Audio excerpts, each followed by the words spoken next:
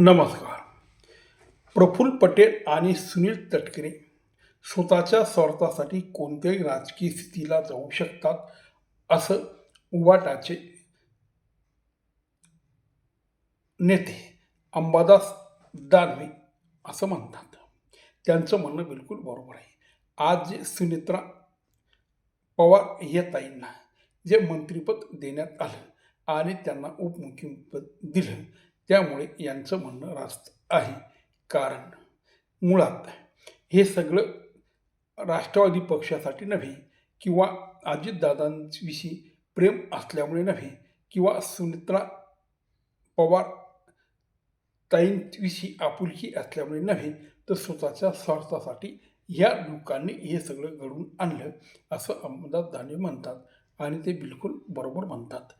कारण मग जेव्हा यांचे मालक BJP सोडून काँग्रेसकडे गेले आणि मुख्यमंत्री झाले आणि मग त्यांनी वाटेल त्या पद्धतीने आघाड्या केल्या, त्यांचं जे राजकीय विचार होते ते सगळे त्यांनी घाण टाकली आणि ते सतत आजही काँग्रेसबरोबर आहेत.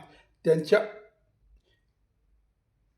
वडिलांनी ज्या कणखरपणे काँग्रेसला विरोध केला, ज्या कणखरपणे पवारसाहेबांनी विरोध केला आणि ज्या कणखरपणे हिंदुत्वाची पताका खांद्यावर उभी केली आणि मराठी माणसासाठी ते झगडले, हे सगळं त्यांनी केले.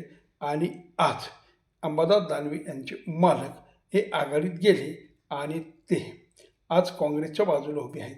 पवारसाहेबांचा प्रत्येक सल्ल्याने ते काम करतात आणि ते सतत मुसलमानांच्या बाजूला उभे राहतात.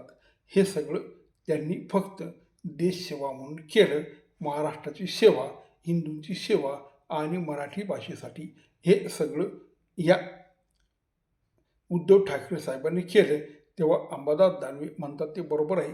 प्रफुल्ल पटेल आणि सुनील तटकरे हे फार स्वार्थी आहेत आणि त्यांनी स्वतःचं राजकीय पोळी भाजण्यासाठी हे सगळं केलं. मात्र ठाकरे साहेबांनी हे सगळं देशाच्या प्रगतीसाठी, राज्याच्या उन्नतीसाठी आणि मराठी भाषा समृद्ध व्हावी, मुंबई ही मराठी लोकांची असावी आणि महाराष्ट्र हे मराठी लोकांचंच राज्य असावं, यासाठी हा सगळा त्याग केलेला आहे. मित्रांनो, नमस्कार.